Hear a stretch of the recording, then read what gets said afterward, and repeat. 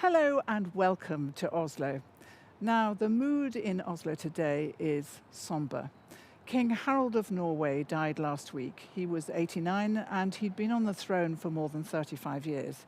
He was greatly loved and revered by Norwegians, and you'll see many Norwegians today going up to the palace with flowers to pay their respects to him. I know that when Queen Elizabeth II died in the UK, we felt a great sense, even if we were not royalists, of losing someone who'd been such a presence in our lives for so long. So we know how it feels for you in Norway, and we send you all our sympathies. But King Harald would have been the very first to say that the show must go on.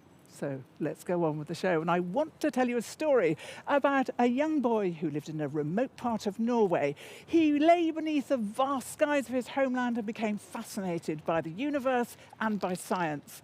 He was an entrepreneur, he was full of curiosity, and his name was Fred Kavli. Now, Fred said that he was a Viking. So like all good Vikings, he went west on a ship to California. There he made his fortune, and he then invested that fortune back into the Kavli Foundation, which he set up. One of the things they do, 3 prizes: Astrophysics, the biggest; Nanoscience, the smallest; and Neuroscience, the most complex. And today is when the 2026 awards are being made, but we are not going to the ceremony. We're going somewhere far cooler. Come with me.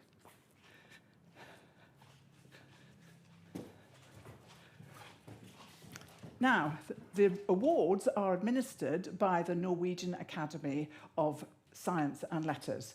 They bring together experts from all over the globe to help decide in a committee which people should have the awards. They are incredibly prestigious. They've been going, the very first ones were presented in 2008, and since then they have become the most prestigious of science prizes. If you win one, then actually it says that not only have you got this fantastic impact on foundational science, but also that in years to come you will have many people working in your area of science which you began. So we are going out into the foyer area outside the ceremony hall, and we're going to meet some friends. So come with me.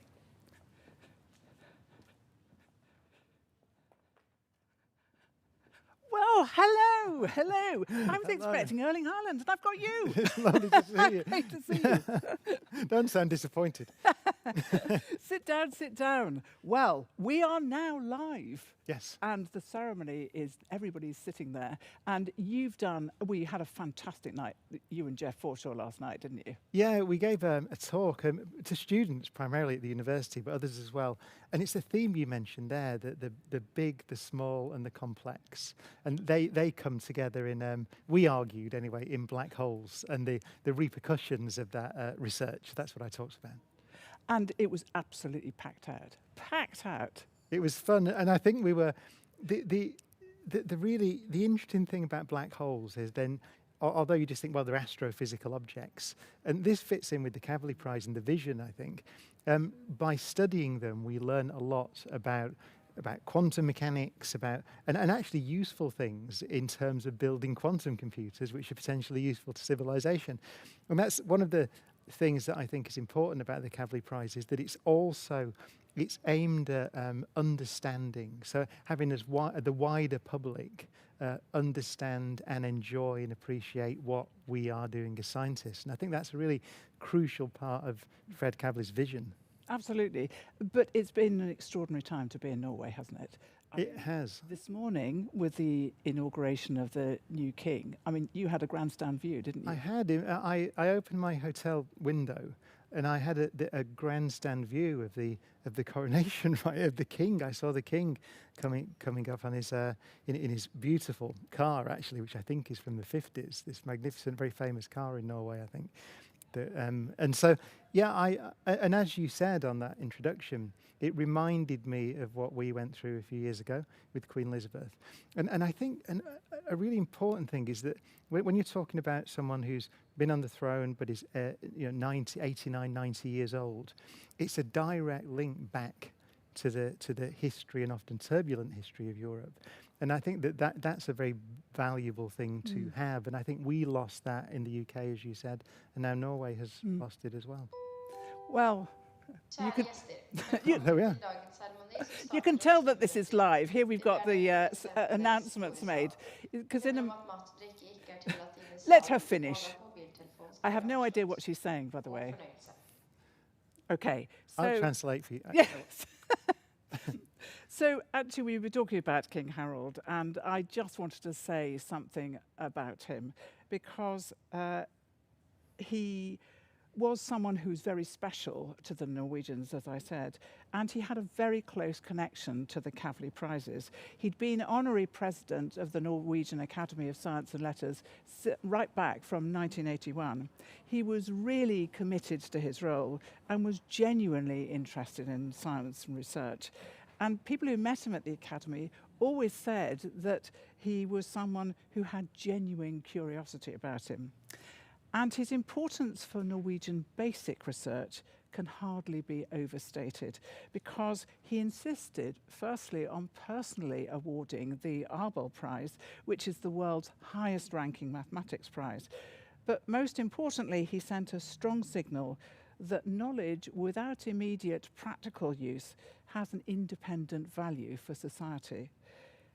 He applied his long-standing role to awarding the Kavli Prizes in Astrophysics, Nanoscience and Neuroscience. And in doing so, at these biennial Kavli Prize ceremonies, he helped put Norwegian science on the international map, and he's going to be greatly missed. And one other thing that I should mention, in a curious quirk of fate, on the very same day that King Harald died, also saw the death of Rock Hankin, who was chair of the Kavli Foundation. So the loss of two extraordinary men at the same time. So having said that, I mean, it is an extraordinary time to be doing something like this because of the emotion that you can feel all around us. I mean, he was really greatly revered. I mean, you got that just walking the streets, didn't you? Absolutely. And as you said, that vision, that idea that knowledge is valuable for its own sake, that's a vision. I strongly agree. I think it's an extremely important thing to say. It's not widely shared. You know, there are many people who think that it has to have some immediate economic value. It has long-term economic, cultural value, any label you put on it. But I think it's a testament to His Majesty that he saw that and believed it. I think it's very, very knowledge important. for knowledge's sake is really, really important. Yeah. And in astrophysics, I mean, your field, well, physics, you know, you can labour away for years without knowing anything that. I mean, what was the quaternary equations? I always think of that because there was a guy in Dublin in something like the 18th century, who came up with quaternary equations, no use to anybody at all, and then suddenly they're used in space missions. Well, yeah, and also going back to I mentioned earlier, the study of black holes. It's astonishing the knowledge you gain, the skills that you acquire by trying to understand very abstract questions, what happens to stuff that falls in, has turned out to be useful in helping us build modern quantum computers. Nobody would have predicted that. No. Yes, nobody, yes. Well, there's so much to talk about today because the prizes this year, I think, have been extraordinary. I mean, which has caught your particular eye? Well, you know, in my field of astro and particle physics, the evolution of the Milky Way galaxy, the data from the Gaia satellite. That's transformed the way that we understand how galaxies evolve and form, which is ultimately a question about us as well. We live in this galaxy. You get to deep questions about, is this some kind of special galaxy? There are 2 trillion of them in the observable universe. How do they form? How violent? Because we tend to think of them as, I think, just static things, the Milky Way, this beautiful spiral. But what we've learned from this high precision data is that the history is a catalogue of collisions and mergers. And I find it astonishing that the data now we have of the way that the stars are moving, which is the basic data is that, allows us to build this 4D model of the Milky Way. So it's not only what does it look like now, you can run time backwards and see what happened to it in the past and what will happen to it in the future. But it underlines also what you were saying about knowledge for knowledge's sake, because all these advances in astrophysics depend on those missions like Gaia, like Roman telescope, which has been launched this week. Yesterday, wasn't it? Or the Yes, day before? yes. And they require a lot of money up front and years. I think it's 12 years since the end of the kind of Gaia data. Yeah, and there's so much data that then it takes that amount of time. Yeah. It's a treasure chest in a way. And the more we sort of dig around and explore that treasure chest of data, the more things are hiding there. And you said that, imagine a world without, everyone has seen the Hubble Space Telescope images. That's a single instrument. I can't imagine a world without the Hubble. It was quite controversial at the time before it was launched. It was really? Like, was it worth it? But then, 10 years, 20 years later, everybody, it knows those images, the pillars of creation and the beautiful pictures. So even that, notwithstanding the science, it's just the cultural impact of that instrument. It's beyond imagination. So I'm keeping an eye on the monitor because the ceremony is just about to begin. I mean, it's hugely important. And actually, of course, the whole thing has had to be moved. I mean, we're here much later, and I'm going to have to send you off because I know you've got a plane to catch. The whole thing has had to be moved because the new king, as you saw this morning, was inaugurated. I think that's the right word. Oh, sorry. Because it's not crowned, it's inaugurated, I think. Oh, okay. Norwegians, I may have got that wrong. Apologies. I apologise too. Yes, I did. I apologise in advance. But and obviously the Prime Minister was required for that. Yeah. But he wanted very much to be at this too. And I think actually that says how important science is seen. Yes. By the Norwegians and by the Prime Minister. I mean, the Kavli Prizes are really a jewel in the Norwegian, the whole Nordic science landscape. Yeah. And as you say, both the history and the current contribution of Norway to science and to the acquisition of knowledge, to this vital foundation of our civilization and our future, it's far out. It's an outsized contribution to the size of the country itself, and so this is it's wonderful. This and as you said, just the idea that. I was really impressed that because it's obviously, as you said, a very challenging time.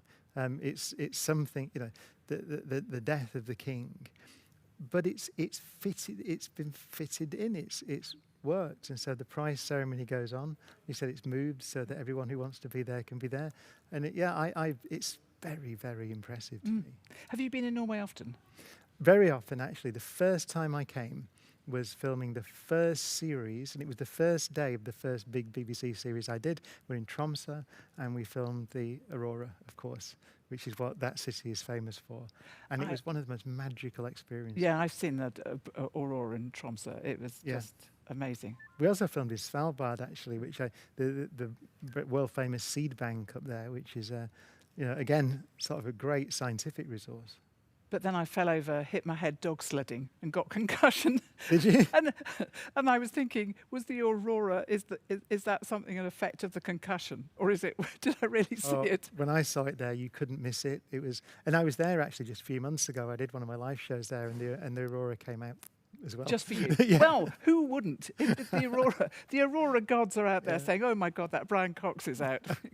Get on your best finery." Well, I think we're nearly about to see this. There's about several hundred people here, and I think what we're about to see is a musical introduction and a procession of some of the people coming in, and we can see what's going on. Our good friend Jim Al-Khalili is presenting, along with Zelda as well. It's quite dark and spooky. Yes, here comes the procession. So in the procession, you have, of course, the Prime Minister, and you have the President of the Academy of Science and Letters, Erlend Eriksen, and the President of the Kavli Foundation, Cynthia Friend. So everybody comes out for this. I mean, I can't tell you how smartly everyone is dressed there. And for the laureates themselves, this is an extraordinary moment. And the thing I really love is, you look in the audience, it's packed out with kids, because they're all allowed to bring their kids. And so here we go, and I think it's going to open with a musical interlude and something from Erlend Eriksen. Ladies and gentlemen, Norway is in a period of national mourning, following the death of King Harald V. So they're going to have a period of a minute's silence in a moment. Throughout our nation. Of course, many people wearing black in the audience as a mark of respect for their king. For his lifelong service, the new king is King Harald VIII. He's also thought to have a great interest in science.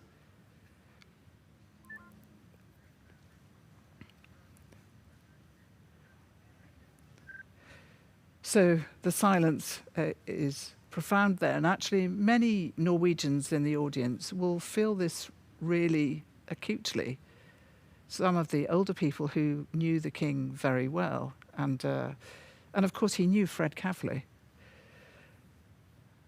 But we'll leave them there for the moment.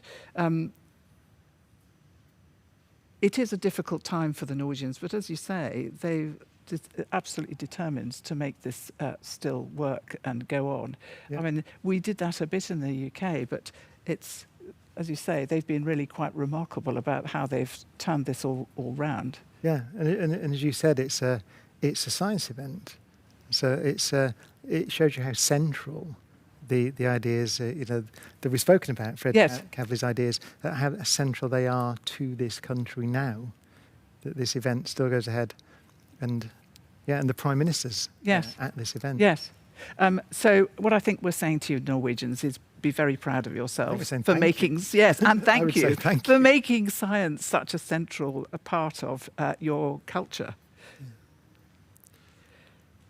So now what we're going to hear is, all of the music, I don't know whether you know this composer, but all of the music is by a Norwegian composer called Petter Barden, and we'll get a little flavour of this.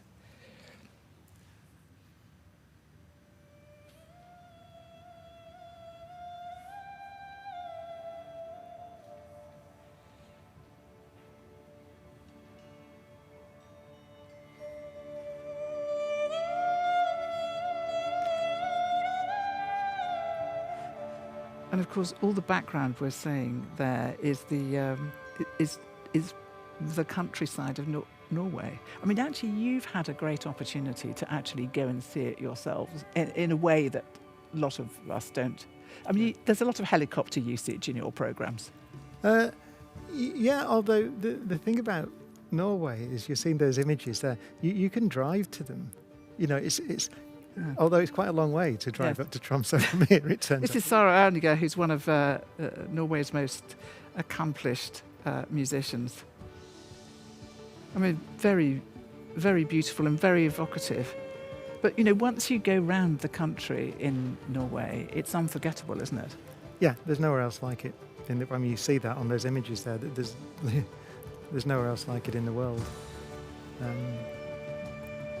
Look at that. You're right, though. You do need a helicopter to see some of it. And Or yeah, a drone or whatever. and there is a BBC thing, isn't it, that whenever you're doing a show, when I was been working with BBC Science, is they put you in a helicopter. We did film on a peak in Norway, and this was for a series a while ago. I think it was Wonders of the Universe, and it was a completely isolated peak. And it's the image that everybody uses to laugh at me and say that's To what I laugh do. at I you. stand How on could they helicopter. do that, Brian? Because we were with the Norwegian military, actually, and they had to hover the I hope you're all making notes about this. They had to hover the helicopter next to the peak, and these soldiers jumped off, and then they kind of put ropes there, and then dug a big hole and buried themselves in the snow so you couldn't see them. And then I jumped off the helicopter onto this thing, and they kind of caught me, and then I hid. And so the helicopter flew around as if I'd scaled this peak, and this Norwegian. You are getting all the insider knowledge. I hadn't. But they had, the thing was 2 of them, and they had 3 sets of skis with them. And I said, why have you got 3 sets of skis? And they said, well, sometimes the helicopter can't come back because the weather closes in, so we have to ski down. I was like, I can't ski down.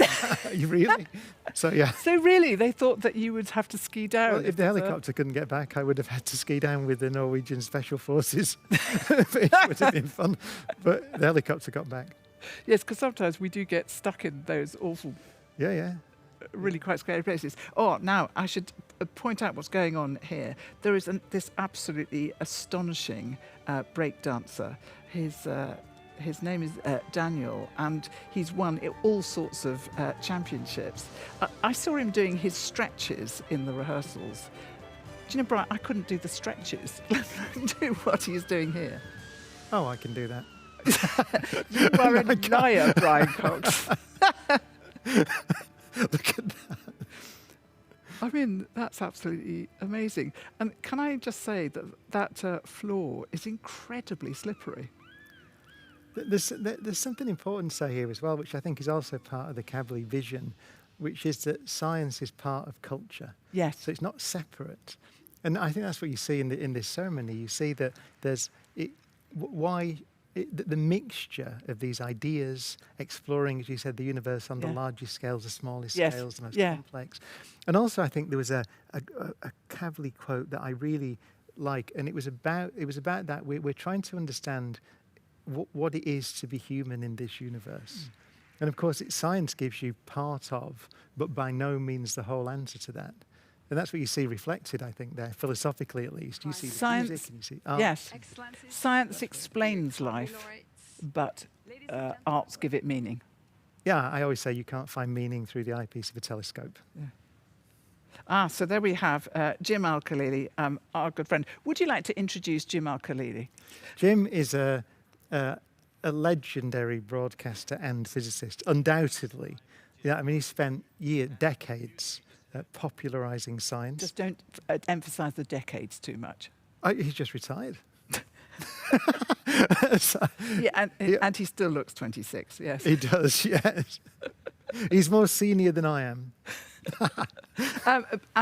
And he's also, actually, today, there you are, Jim Al-Khalili, On Time, published today. And he writes absolutely terrific books. And with him is Selda Ekiz. She's a Norwegian presenter on NRK, and she is also a trained physicist.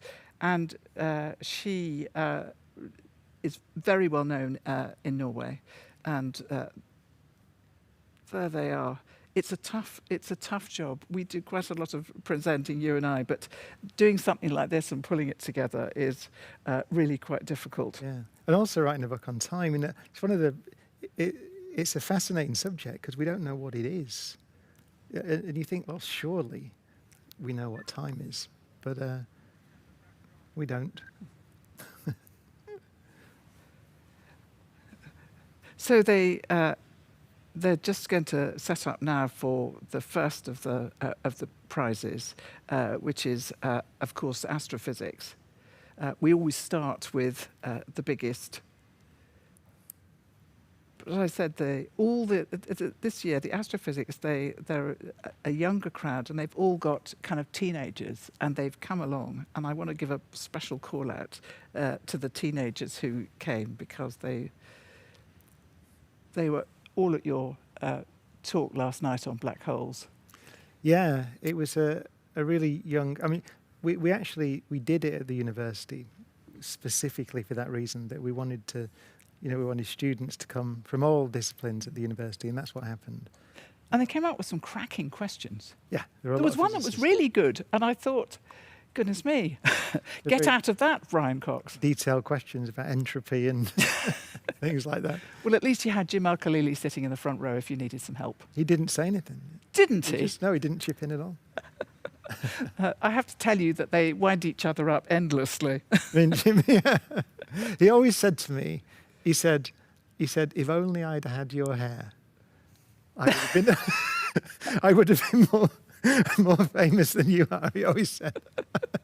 And the other thing he always says... He'll watch this back later. And the other thing he always says, which is very cruel, is that he says that when you're doing your big shows and you go on and you've got a headset and the audience are asking you questions, that actually it's Jim that you've got in your ear giving you the answer.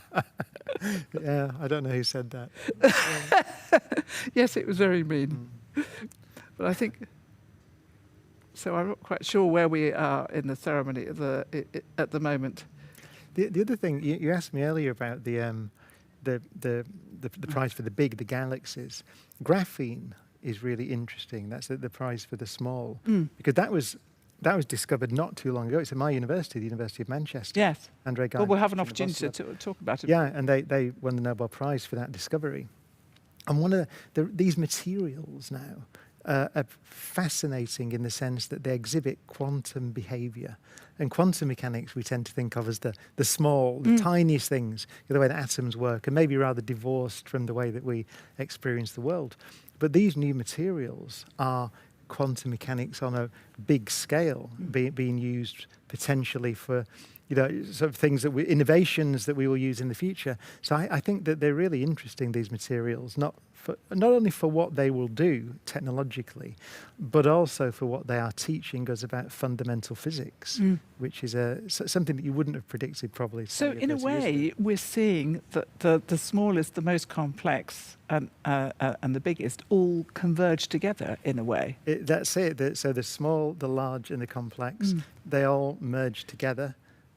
Complexity emerges or comes from an underlying structure in nature, and the underlying structure in nature has got a lot to do with the evolution of the universe, the particular way that the universe and the laws of physics have played out to produce things like us, which is a remarkable thing to say. Carl Sagan, who's probably about both our heroes, once said that a scientist is a hydrogen atom's way of learning about hydrogen atoms, which I think pretty much sums up that balance between the small and the complex and the large. But what we were saying about, people, when you think of these, astrophysics, it has no immediate applications. And yet, when we work at science festivals, it's queues out the door for learning about these things. And it's about the wonder, isn't it?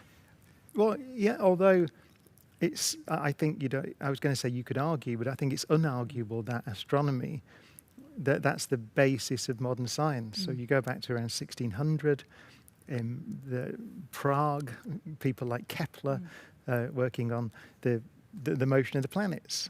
Didn't know what the planets were really at the time, but working on the motion of them led to Newton's law of universal gravitation in the 1680s, the first modern scientific law, the first law of nature that we discovered. And so you can certainly argue that astronomy was the motivation and the foundation for modern science. Just to interrupt a moment, the Prime Minister is speaking at the moment. He's perhaps we could just hear a little bit of what he's saying. His curiosity for things that went beyond what we could grasp right there was really lively. I believe that it's a special pleasure to be here today, given his engagement for the Kavli Prize, and to pay tribute to your groundbreaking work that today is spanning astrophysics, nanoscience, and neuroscience, exploring our world on very different scales. And when I prepared for this, reading through what you have achieved there, laureates, we also see that in a way the extremes come together, from the extremely big and complex to what is smaller. Very small quantum materials on the nanoscale, the very complex, how the human brain works, and the very large, So the large, the small, and the complex as life itself comes together today.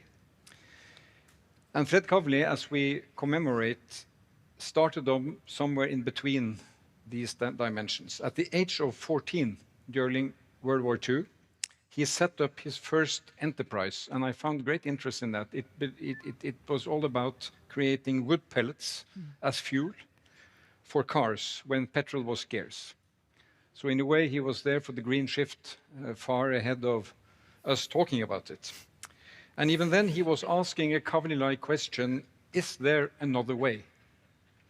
Can we get to results the Prime Minister's name is Jonas Gahr Støre. He's had a very full day today already. But as you said, I mean, to have the Prime Minister involved in this is just says it all about Norway's commitment to science. And I don't know whether you think this, but, you know, when the World Cup, and that was actually only kind of, 6 weeks ago?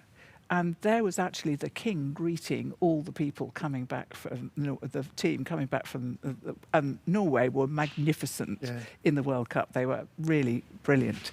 And somehow between that and all their row, and the other things that are going on, my impression is that Norway is right up there in people's imaginations. They're really important in the world as a leader in how things ought to be done.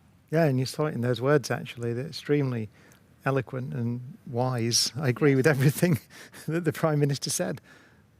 Yeah, yes, and they've done so much. I put them in the same bracket as Canadians.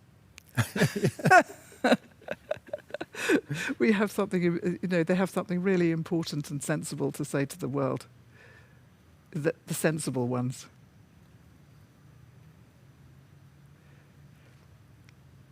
So, I kind of want to listen to what you're saying. Yes, well, let's go back. Let's go back to listen to him a bit more. The life of the young one. Today, it is much more advanced. We celebrate the questions you have asked and discoveries that you have made. We celebrate science itself. We believe that humanity is making progress thanks to you, knowing that it is not the end, but we are on an avenue of curiosity and research. Basic research rarely begins with an immediate application. That much I have learned. Basic research begins with a desire to understand more, get one step further, to change society and our lives time and time again in ways no one could have predicted when the first questions were asked. So, from a humble political scientist, let me plead to you, don't run out of questions, because the answers that we so much depend upon depend on these good questions being asked, and there is courage really to ask them. And knowledge builds on knowledge, and for my part, I would add wise political decisions, always complex, also depend on knowledge and asking questions, built up from one generation to the next and spread from one country to the other. And on this note, today I will add the following, friends. True science depends not only on curiosity, it also depends on freedom. Freedom to ask questions, to challenge established ideas without any fear of being challenged or pursued by authorities or authoritarian voices around. The ability to freely discuss, disagree, and to be proven right or wrong, and to live with that acknowledgement and then go on. So academic freedom, freedom of expression, and critical thinking are foundations of free societies. And more than we think, the freedom we enjoy every day, somewhere out there is based on somebody having that freedom and that courage to move ahead. And I believe they are especially important in a time, our times, when facts can be fabricated. Titles and grades can be bought, and the distinction between knowledge and assertion all too easily becomes blurred. So even the notion of something being fake, hard to challenge, is underlining this. And all of this matter even more when some authorities seem to censor, put pressure on, cancel or limit academic freedom. and even go after universities. We have to stand up against that. So our response, dear friends, must be more knowledge building, living with the unknown as an inspiration, not less. More openness, more transparency, more collaboration, more critical thinking, and institutional autonomy. And I salute the laureates and all of you who do research. Some of you have to put up with more courage than you normally should have. So to end, let me quote Fred Kavli again. He said, "Basic research is to work at the very edge, the very border of knowledge, and move that border forward." End of quote. I think that's a noble ambition. So dear laureates, I'm honored to be here together with my minister. We are here to honor his name. Thank you for pushing the border of knowledge, many steps forward, and for keeping pushing for the good of humanity. On behalf of Norway, my people, and the Norwegian government, I congratulate you all. Thank you. I think we should package him up and send him home. That was a fantastic speech.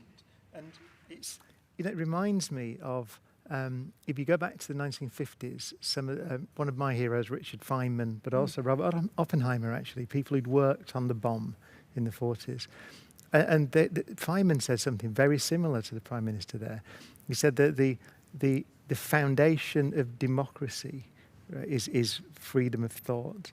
And freedom of thought is necessary for research. It's the basis of research, the basis of science. And he linked them. He said science, Feynman defines science as a satisfactory philosophy of ignorance, which is a beautiful definition. And as the Prime Minister said there, it's about celebrating the unknown and being able to go out there without and able to accept without fear the fact, or worry. without fear. I think Feynman said it. He said it's the open channel. It's doubt. He said that's what Feynman said. Doubt is not to be feared but welcomed, and it's really very, very important in a time when there are a lot of people around who think they know everything. And that that's was what the Prime very Minister was powerful. saying. I was really struck by that. Because there's been such an assault on knowledge, hasn't there? Yeah, and just the idea that being wrong is something to be celebrated because it means you've learned something. In our case, about nature and the way that nature works, but just more generally, it means that you've learned something.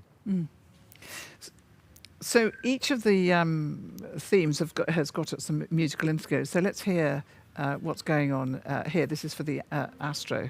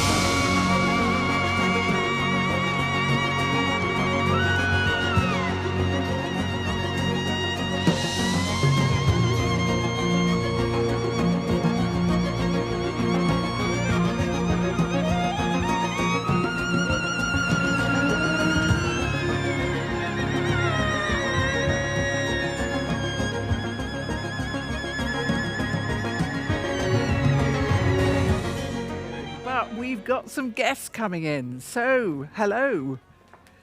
So here we have Jeff Forshaw, Maria Hammarström.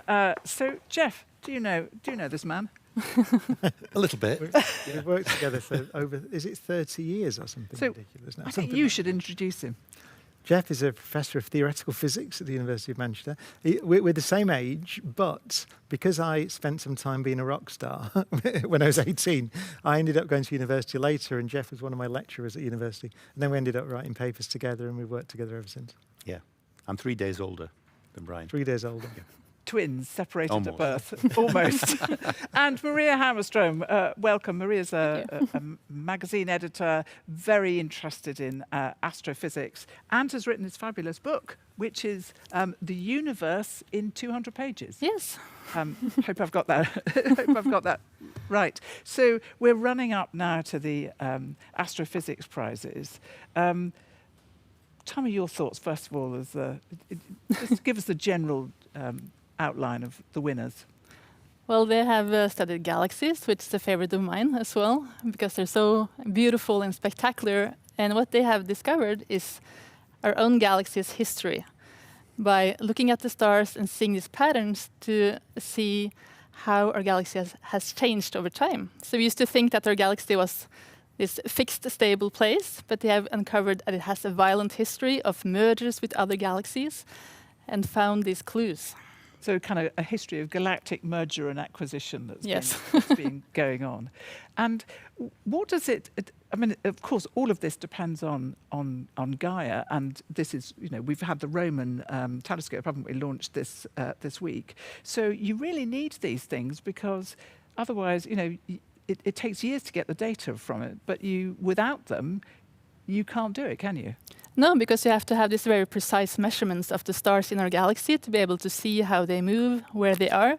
So that is what Gaia has done. It has mapped about 2 billion stars, which is a lot, to see exactly where they are and how they move. And then they can find these patterns and see which stars are moving together and see, kind of trace it back in time to see what made them go that way and find these clues of the past. It's really cool how they're doing it. It's like trying to work out what happens in a game of snooker by hitting the balls, watching the balls go everywhere, and by measuring the velocities of all the balls, knowing where the balls are, you can kind of work out where they were beforehand. It's awesome. It's awesome. And I did this thing, so I'm no physicist, but is it called lensing, where you kind of work out what's behind a star, what a star is from where something that's in front of it? Is that? Yeah, the gravitational effect of a bunch of stars can distort the light coming from behind it, and then that can be used, right, to, in particular, look at things that you can't see, because the things that you can't see still have a gravitational effect. So dark matter is probed by that method, and a lot of the progress that the laureates have made relates to and provides evidence for the existence of dark matter. They're kind of almost starting to see the dynamics of dark matter in the galaxy, which is really remarkable. Like as Maria said, we're used to seeing the galaxy as just like a bunch of stars sitting there static in the sky. And really, I mean, we were lucky enough to be at the talks yesterday where the laureates were presenting their work. And they had movies showing the kind of dynamical simulations of what has actually happened in the universe in the Milky Way since it was formed. And including a collision about 10 billion years ago where another galaxy came in and smashed into them. Yeah, who needs visual effects when you can have, the real stuff? The fact that you can work that out by measuring the velocities of the stars on the sky now is, I mean, I think mind-blowing, really remarkable. It's so important that, because as the Prime Minister was saying, one of the things that science also contributes, when you have to talk about how it's done, and then you learn about how you acquire reliable knowledge.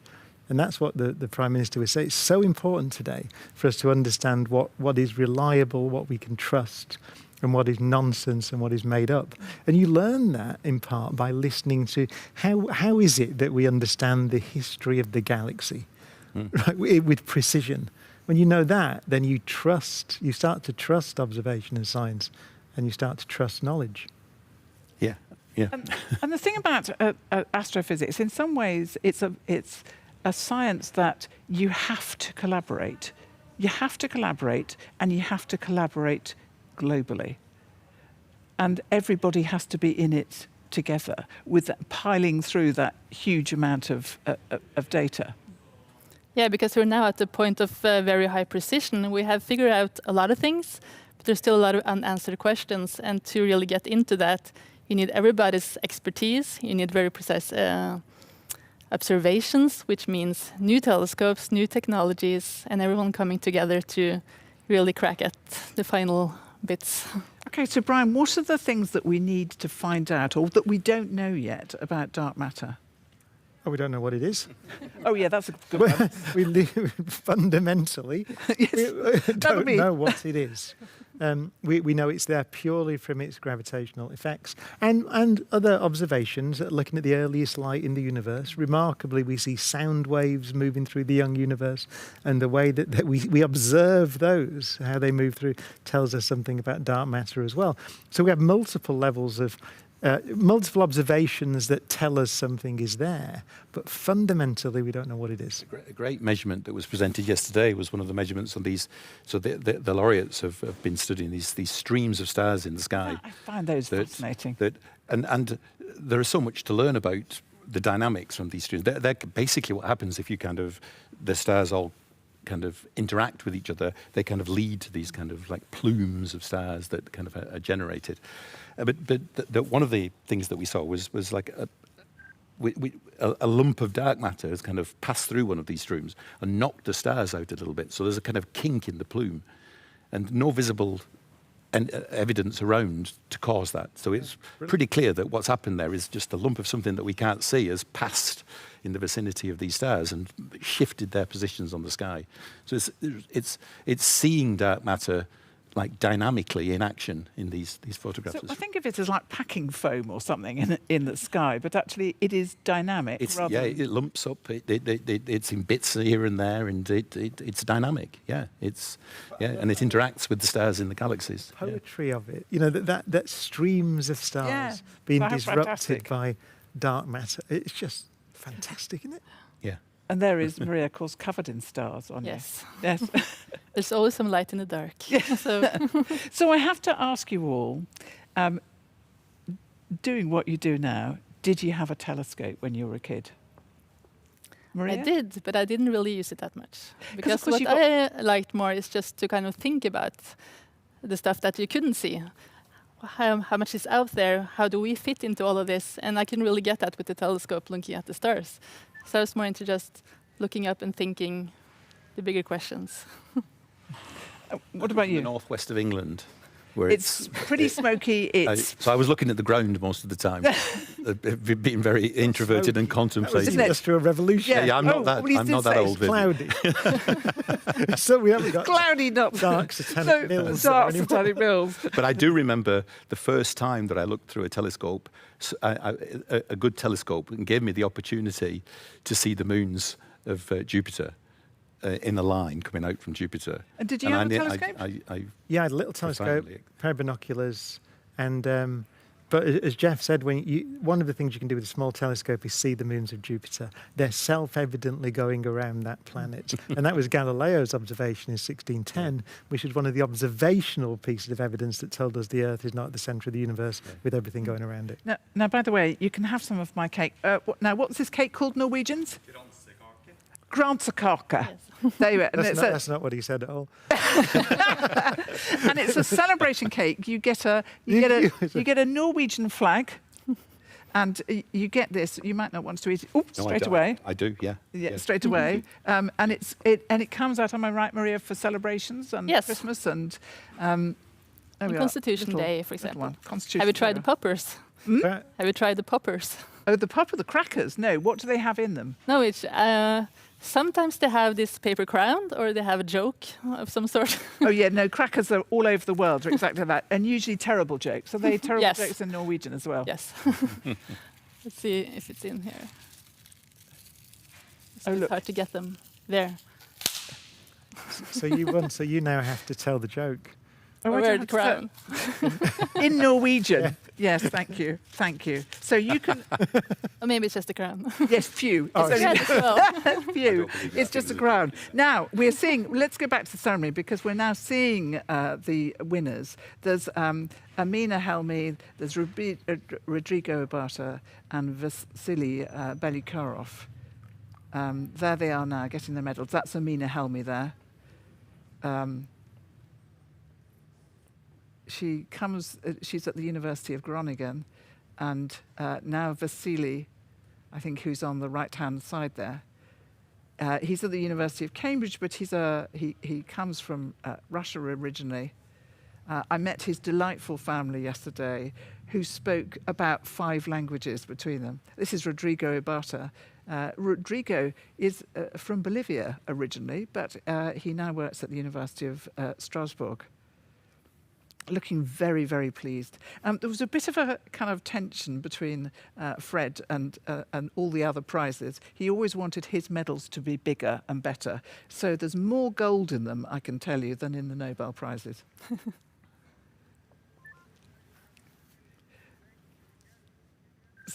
And you know, there's a recent discovery from observation, initially of seeing gravitational waves, which are ripples in the fabric of the universe. We saw some kind of collision, swung a load of optical telescopes around, and saw gold being manufactured in the collision between neutron stars. Fantastic stuff.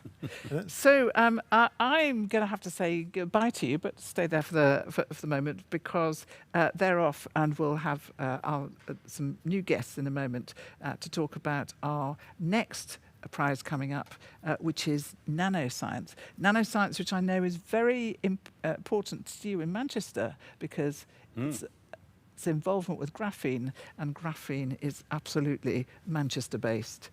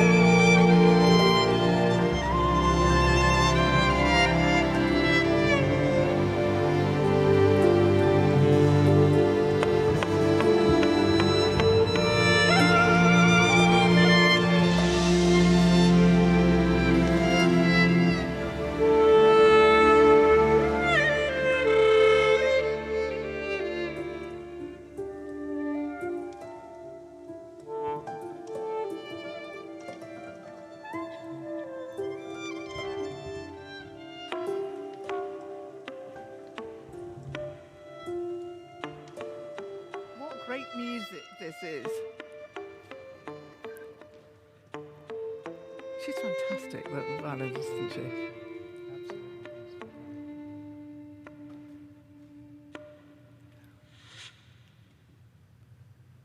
Wonderful stuff, wonderful stuff. So we've got another guest. Hello, welcome, come in, Susanne. This is. Oh, you brought me this. Ooh, you know, actually, if my sons saw me wearing this, they'd go mad. they're Spurs fans, and they have been since they were babes in arms. So I might have to pass it on to, because this is a Man City. No, I'm Oldham Athletic. We were rivals once upon a time because Oldham, if you don't know, is a little town very close to Manchester, and then we were both equally average, I would say, as teams until Man City became Man City, and now we don't play them very much anymore. Because we're Take it back if you're uncomfortable. Can we have a Norwegian one? I want to be Norway. Really? Okay. By the way, have you noticed I'm wearing Norwegian flag colours? You have one there. There you are. Norwegian. And there's one behind you Yes. as well. Thank you. Should I? Yes, I'll have that. Right. There we are. Being Norwegian. Very good. So we are now talking, and there's. I'm just cutting back to the ceremony. What are the pair of them doing with an orange? Never mind. Never mind. We're going to talk about talk about the Nanoscience Prize. And Brian, this has a very very close interest for you because graphene is central in this prize, isn't it? Well, yes, and it was discovered in Manchester famously, Kostya Novoselov and Andrei Geim, who got the Nobel Prize for that discovery. Going back to what's been discussed all the way through this, the importance of curiosity. So famously, Andrei Geim in his Nobel speech pointed out that it was discovered during playtime, Friday afternoon playtime, where and it was central to his vision of what science is, that whilst it's a serious pursuit and you do certain things and you're following certain ideas, there has to be time where your curiosity can just wander. And that was the graphene discovery, which has led to a tremendous sort of explosion, not only in technology, actually, potential technology, but understanding materials and these new sort of quantum materials where quantum behaviour is important. Now, Susanne Viefers, you're head of physics at the university here, and you also have a connection with this subject. Tell us about that. Yeah, kind of, because my field pre-Twistronics involved some of the people who got the award now. So I graphene is a flat thing. It's a one-layer, two-dimensional material, as we call it, and there's been other kinds of research directions also involving very flat things, particles moving into two dimensions. And I was working in that, and Alan was one of the leaders in the field, and so was Eva. In fact, I was very fortunate to be present at a very small workshop in Italy in 2009 when Eva had just started working on graphene. Not the double layer thing yet, but she announced for the first time having observed this funny thing called the fractional quantum Hall effect in graphene. And they had managed to sort of hang it over two cliffs and suspend it and do the measurement. And I think, if I get the story right, that when she wanted to continue working on single layers, and then by getting some bad samples. Yeah, so she asked for some flat stuff, yeah, and she got it. It was all twisted. She got something. Oh, it was by accident. Was two layers and twisted, and that's when this whole new thing started. And so let's just say what Twistronics is, because a lot of people would not have heard of Twistronics. Can you give us a really simple one-liner about what Twistronics is? If you get me talking, there's no such thing as one-liners. No, I mean, graphene is like one layer of carbon atoms in this hexagonal lattice. And your friend Andrei Geim, basically, they peeled it off with some duct tape and they got one layer. Just sellotape on a pencil. Yeah, that was really, yeah. Yes. Sorry, and then you can take, that size. essentially you take two of them on top of each other. And when you twist them a little bit so that the patterns don't match anymore, then it turns out that the way it conducts electricity, the way the electrons behave, change as you twist it in very funny ways. And that was unexpected. And I think Eva saw the first signs of it. This is Eva Andrei. Eva Andrei, sorry, yes. And, I think Alan followed up doing the theory, and they were all inspired by each other, and then Pablo's experiments exploded it further. So, but yes, so the point is, anyway, if you twist them relative to each other, then the electronic properties. And the really exciting thing, and stop me because you're both physicists and I'm definitely not, but the really exciting thing seems to me to be that by just the twist, you could, as you said, you completely change the properties, but also you can change it back. So you've got a programmable, potentially, I mean, you could turn, for instance, superconductivity on or off, or magnetic properties on or off, or just thermal conductivity on or off, simply by changing that angle, which rather imaginatively for scientists, if I may say so, they called the magic angle. Yes. And weren't you close to the naming of this magic angle? Didn't you? Not really. Hasn't it got a relationship with Norway somewhere? Not really the magic angle, but the fact, well, kind of via a few steps, but there's a Norwegian connection in that the experimental studies of Pablo, and I'm going to stick to the first name because he has a difficult Pablo has a very, very difficult yes. Spanish name. So, Jarillo-Herrero. Right. Yes. I tried to practice and then yes. So one of the things he studied, after this whole magic angle thing was discussed, was to there's a possibility to observe something in this system called anyons.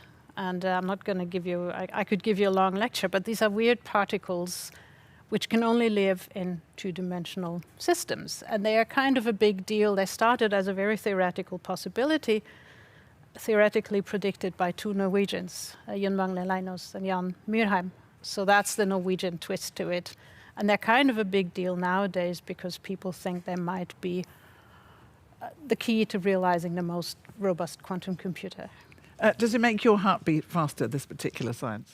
Undoubtedly, because it is this, for me, one of the really fascinating things is that you're seeing quantum mechanics on a large scale and behavior that, as you said, quantum computing, but also the other behaviors of these materials is something that we mentioned it earlier. When people think of quantum mechanics, they think of Niels Bohr and atoms and things like that, and something removed from our lives and removed from our scale, at least. Yeah.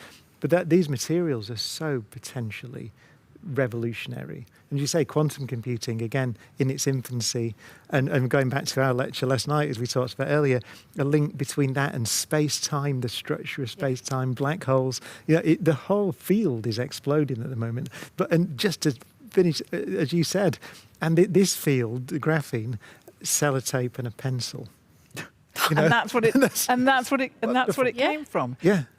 But we try not to talk about applications in some ways because this is all about foundational science. But actually what these people have done is they've created an astonishing toolbox, essentially, for other scientists in all sorts of different disciplines to come and plunder to see what they can do and what they can make of it. And so there are all sorts of things that are being suggested, like super conductivity at room temperature, for instance, although I suspect that's quite a long way off still. That's still in the future, I would say. Still in the future. But low power electrical equipment, I mean, all sorts of things. I mean, where do you see this? What do you see coming from this?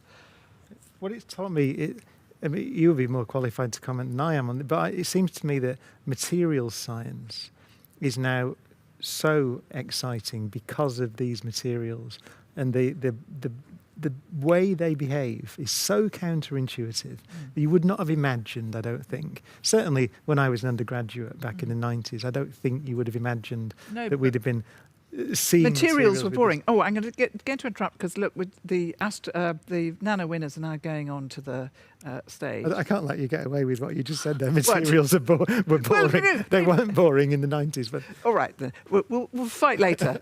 So there you've got, on the right there, you've got, we're seeing Alan MacDonald there.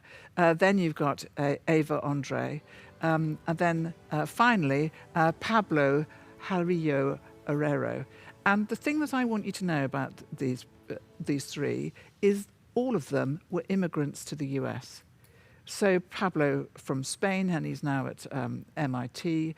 Eva, who came originally from Romania, but now works at Rutgers in, I think it's in New Jersey, is it Rutgers? And Alan MacDonald, who's Canadian, but now works in Austin, in the University of Texas, Austin. So it was open science and being able to go to the States and just follow their intuition that has really set them up for this extraordinary new area of science. Science is a collaborative endeavour. But then again, I suppose you could argue all human pursuits are collaborative endeavours. Yes. Football, indeed, football. Actually, I'm going to take this off. It's not because I'm dissing Norwegians, it's just that it's very hot. But so they are absolutely thrilled. I mean, Pablo was just a PhD student when Alan and Eva were making their major discoveries. Eva was the experimentalist and Alan was the theoretician, is that right? Then Pablo did this extraordinary thing on superconductivity. Basically, it was exactly that thing we've been talking about. He thought, I wonder if this will work. It probably won't. And then, oh my God, superconductivity.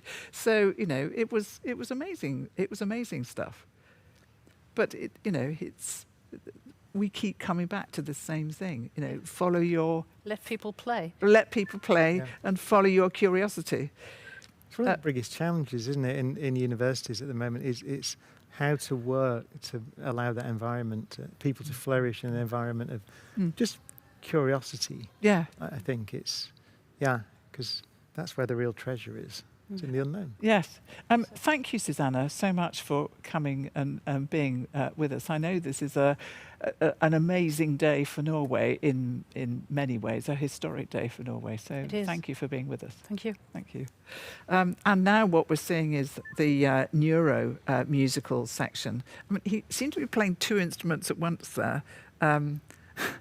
Perhaps we can hear a little bit of that. And I think also in this section we're going to see our breakdancer again.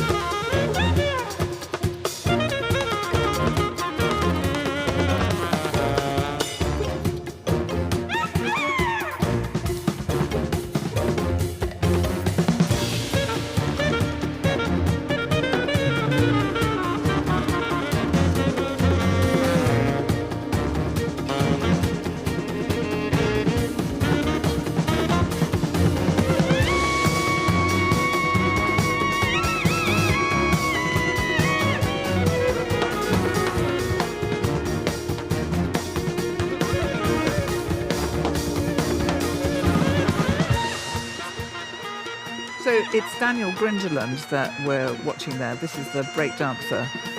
And now we're hearing that magic violinist again.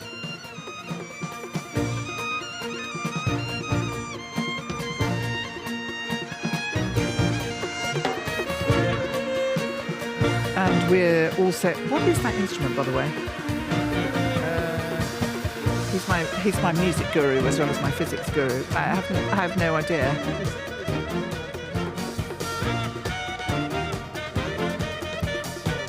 Rolf Erik Nielström on saxophone. Oh.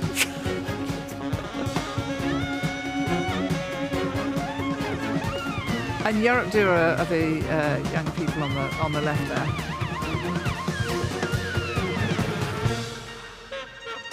I'm sure I'm saying that wrong. Jorp Dura, I think it should be.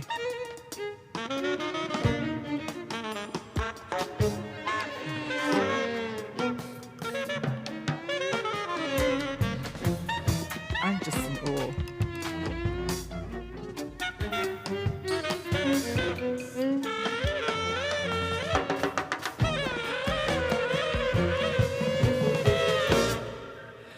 Well, I think we're going to move away from those very stretchy, bouncy people.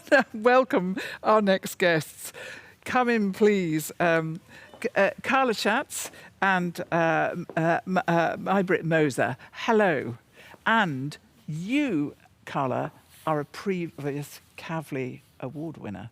How does it feel for those people up on that stage? Well, I can only guess, but they, I hope, are having the time of their life.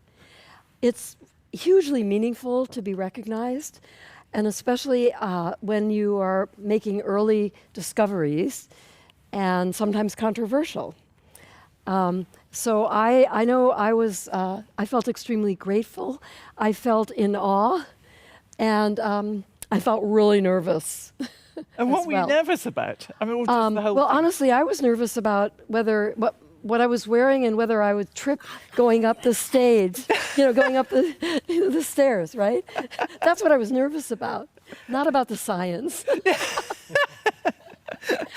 May-Britt Moser, a bigger prize still in that you, of course, were Nobel laureate. Yeah. You work on the GPS system, I'm going to call it that. So I'm interested in the brain. Of the brain. And you're both find neuroscientists, yeah. a very great distinction. Thank and you. What's interesting, and you've just said it, a bit worried about the things that you were getting pushed back. Do you know, I interviewed those winners of the Neuroscience Prize yesterday, and 3 were women, yes, hooray, and all of them, or 2 of them in particular, Erin Schumann and Kelsey Martin, the 2 of them said they had enormous pushback on what they did. Mm. Can you explain? But Oswald also had that. Yes. Oswald Stewart. Yeah. No, so that is what is so exciting also in science, that what I typically say to the people in our lab, if it would be easy, it would have been done. And if you have to fight sort of for the truth that you find, then you are even more eager. You don't give up. And I think that is the beauty of your Kavli Prize, what you did, and also the prize that we are seeing this year in neuroscience. Now, can you explain it, May-Britt?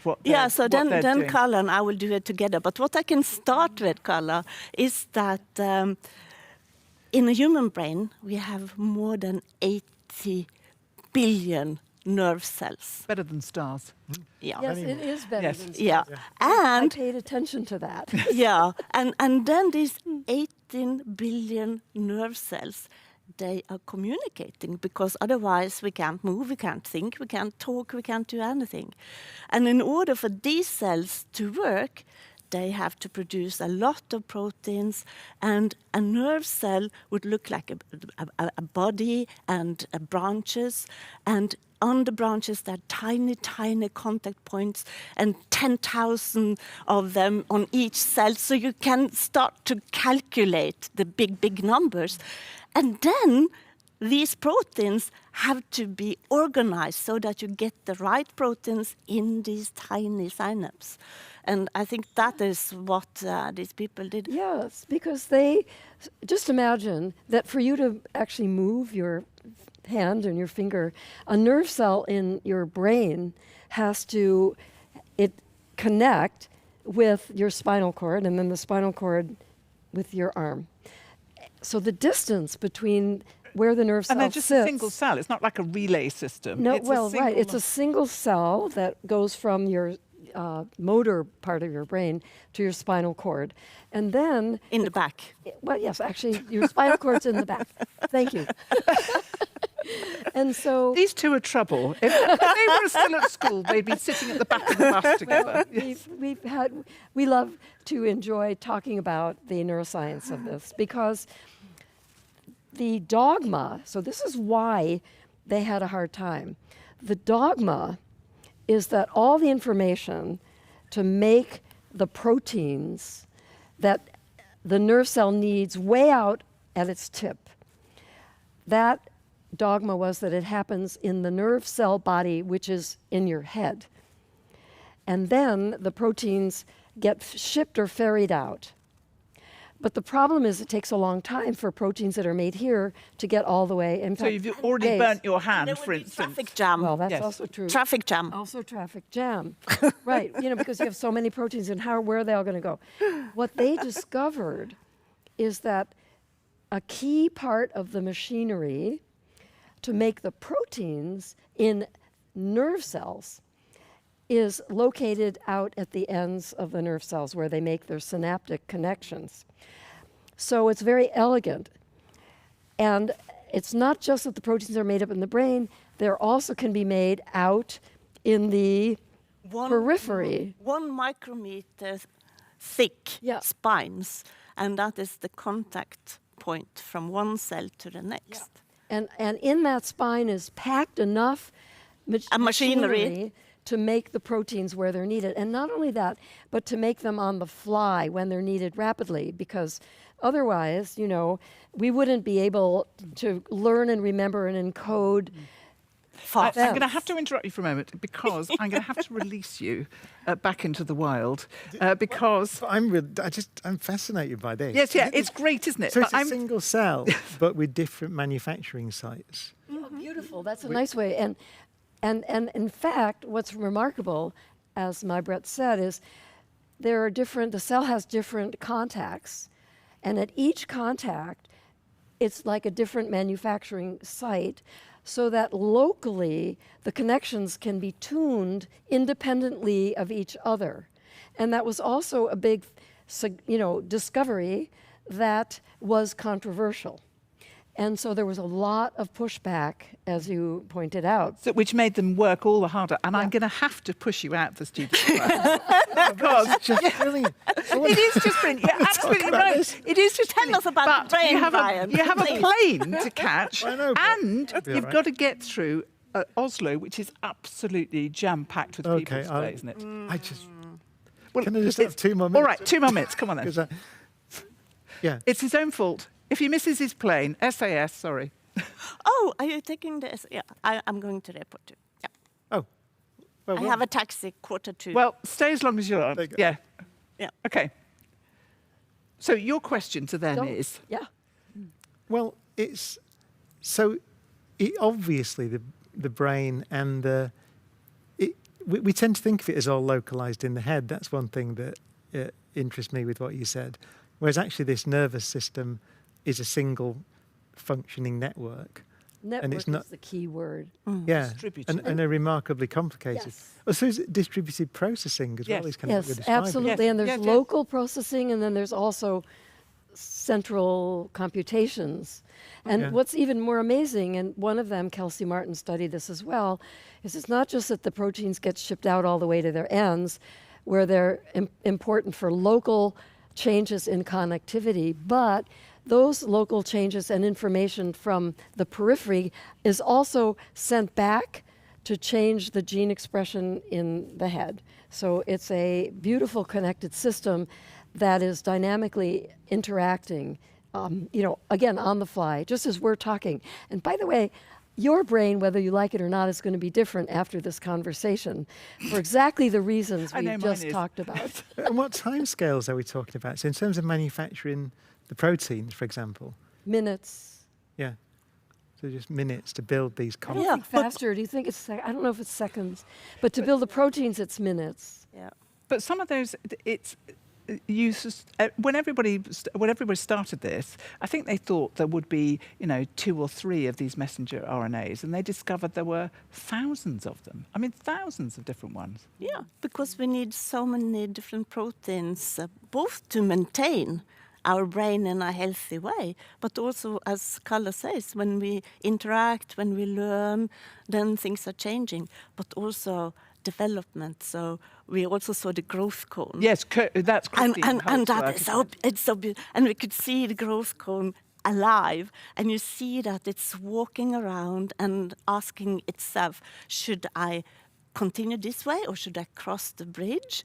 and all these signals that is produced. And do they go round, is it concentration gradients or of of different factors? molecules that are produced on site, and then these molecules, they have to know when they should be produced so that the growth cone knows where it should go. Otherwise, if they're not produced, the growth cone is going a different way, and then our brain is just wired in a really bad manner.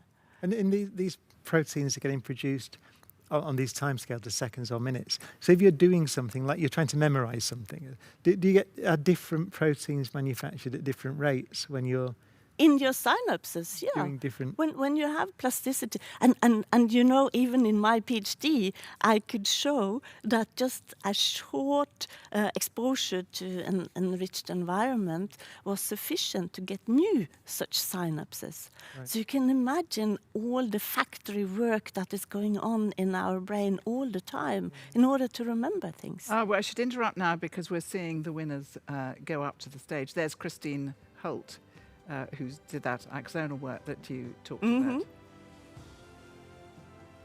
And also Kelsey Martin and Erin Schumann. And Oswald Stewart. And Oswald Stewart. Right, now you really have to go. So we're sending him off. We're sending him off. Right. Maybe I'll see you at the airport. Bye-bye, and Yeah. thank you. No, thank It's you. been so Bye. great having you here. Thanks. So there they all are. I mean, Brilliant. what are they science. feeling when they actually get that medal? You've been there. Well, I think it's gratitude for me, gratitude and joy, but really gratitude not only for the recognition, the scientific recognition, after all the work, the hard work, and actually finding the truth and finding the facts, but also the gratitude for the fabulous people who, and your colleagues and your students, and the people who actually worked and made the it vision possible. happen. Yeah. And I think the lovely thing about Kavli, many members of your family with you, because I think I felt that's a really joyous part of Kavli, is to have everybody's families around. It's absolutely lovely. I'm so glad you mentioned that, because I don't think so. My family knew that I was kind of a good scientist, but I don't think they realized, that we'd really made a big contribution until they came to this event, and they saw what the whole wonderful Celebration. the celebrations and all the Because you're just other a mum, people. aren't you? Well, I'm not a mum, actually. I wish I had been a mum. My message about that is, one should really check one's status early on in one's life. I mean, I think part of being a scientist is being so dedicated to work that you could kind of just take it for granted. You will be a mum. But anyhow, so the mum part wasn't there for me, but it was for you. So I have 2 wonderful daughters, and I have 2 grandchildren, and hopefully, if everything goes well, I will have 3 more in the spring. Oh, you know that already. But it's a secret. Well, you've blown it now. You've blown it now, May-Britt. I know. but of course to celebrate. But I think that is part of what is so exciting with the prizes, that we celebrate science. We celebrate curiosity. We celebrate teamwork, because we are so lucky that we can work with top people who are as curious as we. And in our lab, we have the slogan, excellent science, happy people, happy animals, and diversity. And diversity is so important for us, both with background and also where people come from. And I think to go then to the lab and discuss with our team, and also when we travel to discuss with others, that's just, I'm so grateful. And I think receiving prizes, then you feel this even more, and you get this tag on what you and the team are contributing to the world. the tag that this is top quality. Anna-Lynn Eriksson is now closing the ceremony, but what a day it must, or week it must have been for her, because everything. It's Kavli Week is extraordinary in itself, but to have all the changes that have happened because of King Harald's death. Yeah, no, that's true. So, and I think. I would like to say thank you to Oswald Stewart, because he gave the beautiful opening yesterday on the symposium, where he appreciated that we Norwegians, we really loved and admire our king. So from all the laureates, he was presenting these. I'm wearing Norwegian flag colours for you. Oh yes, congratulations! Thank you. Thank you so much. No, so and our king was in love with science. So he visited Edvard Moser and my lab several times. Edvard Moser, who is your former husband, but he's the chair of the Neuroscience. Yes, committee. And he also received the Nobel Prize in 2014 together with John O'Keefe and me. So the king knew that if he would come, he would also put a tag on our work, as this is such a great quality that he would be interested in visiting us and show us the honor. And he was so interested, and we could discuss science with him. And you saw our prime minister. I know. What he said. A wonderful speech. Oh, it was wonderful. He's just Brian Cox was just saying that amazing. it ought to be printed on the front page of every newspaper. I think that will happen. Can I just say, I think you Norwegians are just right at the top at the moment in world estimation. I mean, not just for your performance in the FIFA World Cup, but actually for just continuing to make sure that values are important and Values respected. are so important. I think that is what we do in science too, and we don't feel the borders that much either. So we are scientists, and we believe in democracy, we believe in the truth, and together we fight for that. Yes. And can I add also openness. Communication, openness. I mean, these discoveries that we've heard about today go far beyond the labs and could not have happened without the open communication of science across the world. Well, that huge data set for the astrophysicists, for example. Exactly. Well, and can I just add, for us neuroscientists, their huge data set and the computations that they invented in order to deal with that amount of data helped the neuroscientists deal with the massive amount of data that comes from listening to more than one neuron, thousands of neurons at once.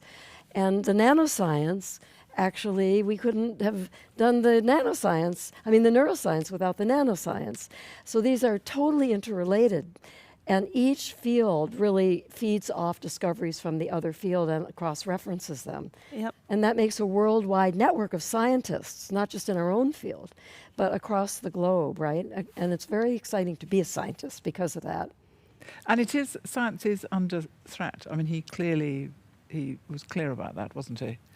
I mean, it's under threat from people who want to decide what science you should do and what is right and what is not. It is. And as you say, I think especially we Norwegians, since we are supported by the royal family to do fantastic, also basic science, and by the government, then we should be in the front, as you say, and show it's possible, and we believe in science. And you know, believe in basic science, and that's the thing, because I think, well, certainly in Britain, we're being pressed all the time for science that has applied science, or science that has an immediate application. But actually, if you always concentrated on that science, then there's nothing to apply. Yes, exactly. So Fred Kavli said that too, that if you don't have basic science, you don't have anything to apply. No. So you need to start there. And you know, I was in Dubai for a conference, the World Laureate Association conference, and the Minister of Science, he was sitting there and he said, just like this, look, we are in the desert. if we didn't believe in basic science and we allowed that, we would have been dead. We couldn't survive in the desert. And that statement, I hope that this will spread throughout the whole world. And we see that in countries that are doing really well. They have a lot of support in science. And we have to present ourselves as always not being certain. I think admitting that you don't know and there are things that you need to discover, and also that something that is right today can turn out to be wrong tomorrow because someone has made a new discovery, and that's the way that it proceeds. But then to be allowed to be curious, I think that is the main thing. Don't you think, Gala? Absolutely. And I think the thing that keeps me going and many people going is that science and discovery is like a continuous mystery. It's because you solve one problem, you learn one thing, and that opens, right? Yeah, yeah. I mean, that's absolutely true, right? It's like, it opens the door to another one. Yes, exactly. I always think that one door, and you open one door and find 49 others. And then all these new questions are there, and then you have to decide how are you going. And then, as you said, one thing is that we get so much data, but we couldn't get so much data if we didn't have nanotechnology, for example, to help us to make the silicon probes, for example, that we are using. So expanding for a few channels up to hundreds of channels so that we could go from recording the electrical impulses from 5 to 10 cells up to thousands of cells. And then we can start to look at small resolution and we can understand what is going on for me, for example, the internal map, so that we can find our way. And how, just a final question for you both, is what does this mean for some of the neurological diseases that we face? Because that's the thing that, yes, this is not we're in basic science and some, but what does it help us towards knowledge of some of these devastating neurological diseases? Can I just say one thing first? So this growth cone, for example. So exactly as you say, when you have a brain disease, for example, Parkinson or dementia, then cells die, and we want cells to come back, and we want the axons, the projections from these cells, to go to the correct cells and talk to them so that the brain is recovering. Exactly. Yes. And then, since we know that the growth cone has to read the signals here, all by proteins here, and if we could design the brain so that the growth cone could go to also if you are paralyzed, and the growth cone could go, as you said, back to the arm. Exactly. So knowing the basic science and knowing how the neurons normally work will allow us to restore function to the brain, especially in degenerative disease or loss. In Alzheimer's, for example, tragic because the connections are lost and the memories are stored at those connections in that circuit. And so it will allow us to actually help restore the circuits, or maybe even better, protect them so that they don't get lost in the first place. So they don't die. So we know, for example, that the brain region that we are interested in entorhinal cortex, those cells that create this internal map, those are the cells that die first, so that people are lost and they can't remember. So if they have dementia, they come in here and they greet us, being social, nice, leave, don't remember, have seen us. So we need to protect the cells, of course. Now, Carla, I'm going to thank you for your contribution. I mean, it's been great having you here. May-Britt is going to stay with us, I think, a little longer. And we've got someone else coming to join us. We've got, let's look at some of the musical content that we've got going on at the moment.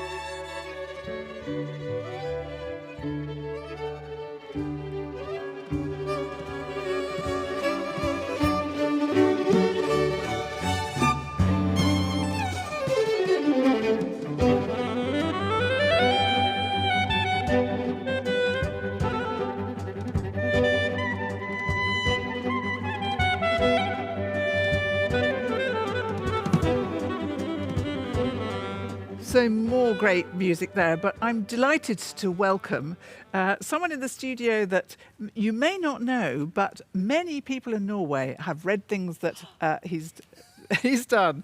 So, Harald Mitten, welcome. And Thank you.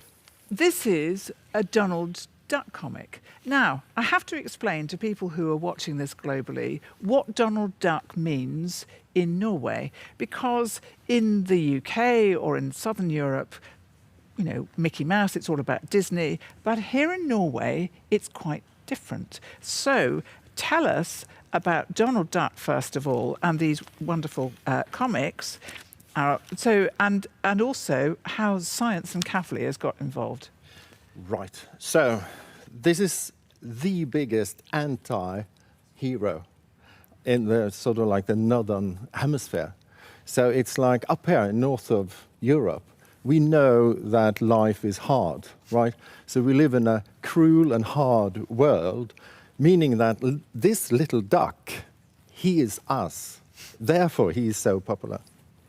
And a lot of Norwegians, as I understand it, kind of learn to read with these Donald Duck comics. Is that right? Oh, definitely. It's like, you know, put on your socks before your shoes, right? You need to get this pleasure of reading, you know, reading your own stuff, right? So whether it's Winnie the Pooh or whatever, you know, like a children's book, you need to get young people, some call them children, I call them just smaller people, you know, because at any age, what you really need to trigger is the curiosity, you know, the fantasy. And you've used that, haven't you, Yes. for science. So tell us about Donald Duck and the Kavli Prize. So yes, so the whole thing about reading, let me finish that sentence, is that you have to get young people to start to read, right? And then it's a bit like with all our screens, you know, there's so much visual communication going on that while driving a car, you can only go by the signs. Like we are living in a world of sign language, right? So the whole thing about proper language, reading something, is that it calms the mind. It makes you think in a straight line, meaning that you can go from there to science. Because science is really just, you know all about this, it's about building and building and building. It's like, and you know, this kransekake, which you've seen, everyone sees that. It's all the building. Basic, the basic So science. did you read these as a kid, May-Britt? And I mentioned Edvard Moser, and I think he even put numbers on them because he was so addicted to his Donald Duck. And so there you have it, Nobel Prize winner, Donald Duck.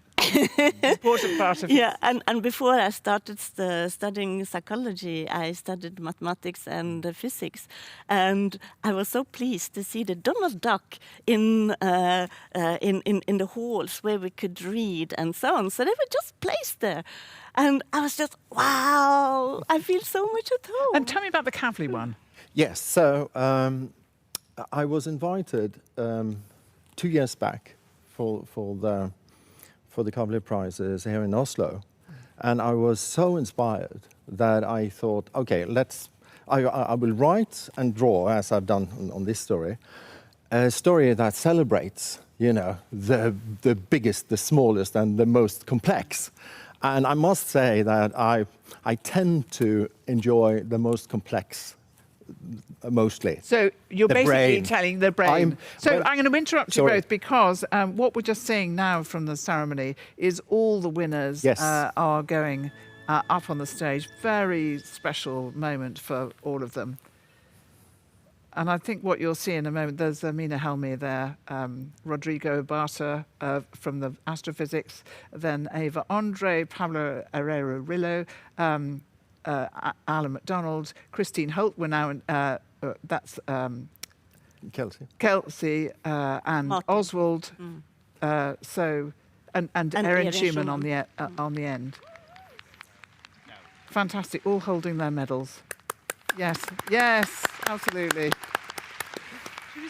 And they're all, I think we'll find that their families are all going to join them. Distinguished guests, Amazing. thank you for sharing this celebration with us. And most importantly, thank you and congratulations again to all our laureates.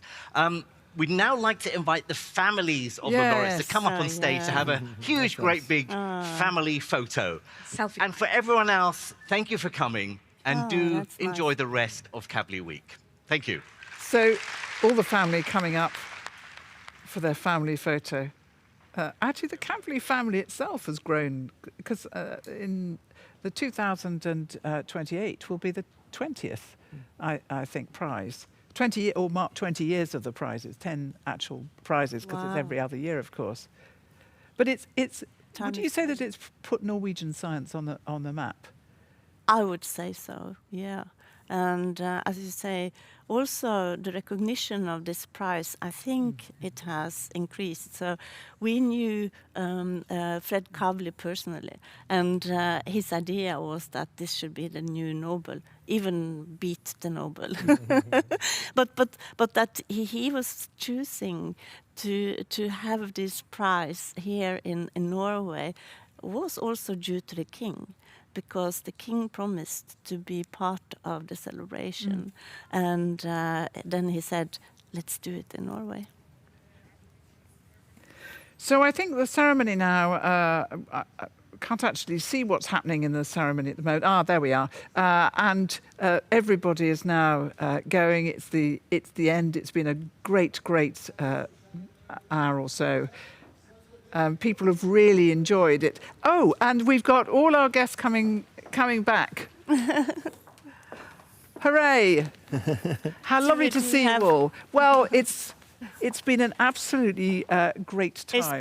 It was a pleasure having Brian with us. And actually, the treat there was he was utterly fascinated by neuroscience. I think Of course. Who wouldn't be? And I think it's been a wonderful ceremony, and it speaks so much to Norway and what it's doing for science, and actually, if I may say so, to Norwegians, to the world. I mean, you lead by example, and it really is great to see. And we celebrate what Fred Kavli did in giving us the Kavli Foundation and indeed the Kavli Prizes. And tonight we celebrated discovery. Tomorrow the journey continues, and we hope that in 2028, which will mark 20 years of the Kavli Prizes, we will see you all again in the beautiful city of Oslo. Goodbye. Wow.